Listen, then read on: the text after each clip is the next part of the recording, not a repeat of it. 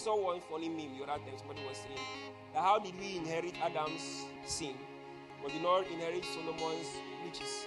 Have you seen something like that? Let that thing stop in comedy. A person who knows his Bible should not be asking questions like that. It doesn't make any sense. It doesn't make any sense.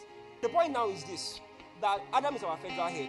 So when he sinned, he opened the door that all of his descendants will have the potential to commit sin.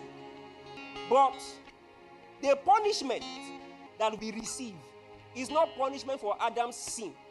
God does not punish you for a sin you did not commit. God punishes you for the sin that you committed.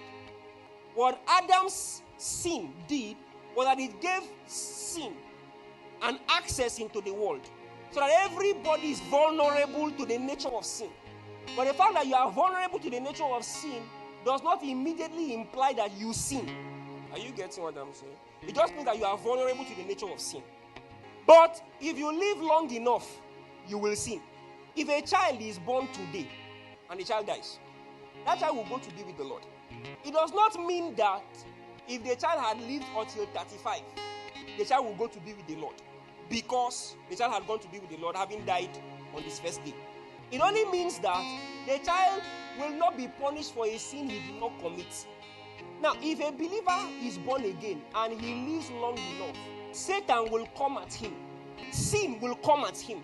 All kinds of things will try to make him fall. God is aware of these possibilities, and so he has made allowance for the believer in his walk. He has made allowance for the believer in his consecration. Baptism is part of the allowances he has made for the believer, that if he is baptized, he will be saved. Living righteously, living piously, so that he will not fall, is part of the allowances he has made for the believer, because the world will come at him. People do not die or do not go to hell because of the sin of Adam. People go to hell because of their sin. I want you to get that clear. It is your sin that takes you to hell. It's not the sin.